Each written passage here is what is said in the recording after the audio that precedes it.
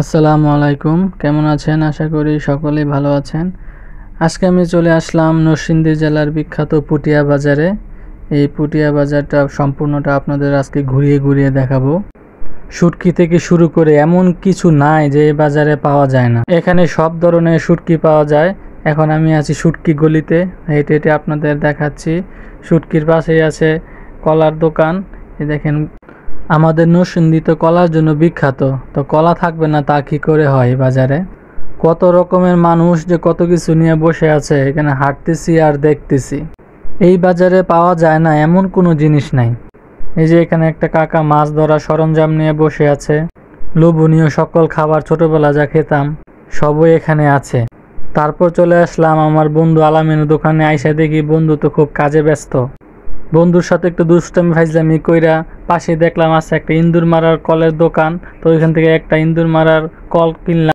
এই ইন্দুরে আমারে বহুত দিন ধরে জ্বালাইতেছে, তাই হ্যার বিচার করার জন্য একটা কল কিনে লাইলাম আজকে। তারপর অন্য গলি দিয়ে হাঁটতেছি আর দেখতেছি কত কিছু যে এখানে পাওয়া যায়। খাবারেও বিভিন্ন আইটেম এখানে পাওয়া যায়। তারপর চলে আসলাম গাছপালা দেখতে। কত রকমের গাছ যে এখানে পাওয়া যায়, দেখলেই চোখটা জুড়িয়ে যায়। ফুল ফল ঔষধি সব রকমের গাছই এখানে পাওয়া যায়। আপনাদের যার যেটা লাগবে এখানে এসে তা নিয়ে যেতে পারেন। বাজারের পাশ দিয়ে বয়ে গেছে ছোট্ট একটা নদী, ওইটাই ভিডিও করে আপনাদের সাথে শেয়ার করলাম। প্রতি শনিবার এবং বুধবার এখানে হাট বসে, কিন্তু বুধবারের তুলনায় শনিবারে হাটটা একটু জমজমাট। আমি যখন আজকে ভিডিও করতেছি দিনটাই কিন্তু ছিল শনিবার, তাই দেখতেছেন অনেক মানুষের আনাগোনা, এখানে অনেক ভিড়। আমি ওখানে গিয়েছিলাম সকালবেলা, যদি বিকেলবেলা যাইতাম তাহলে আরও অনেক বেশি ভিড় হইতো। ভালো করে হয়তো ভিডিও করতে পারতাম না মানুষের ভিড়ে। একটু আগে গাছ তো দেখাইলাম, দেখেন এখানে গাছের বীজও পাওয়া যায়।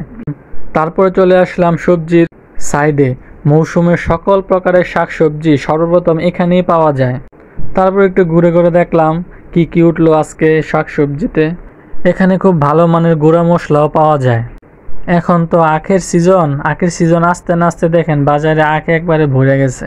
হঠাৎ করে বৃষ্টি শুরু হয়ে গেছে। তারপর দৌড় দিয়ে বন্ধুর দোকানে এসে বসলাম। দেখেন বন্ধু আমার বৃষ্টির সময় কাজে কি ব্যস্ত।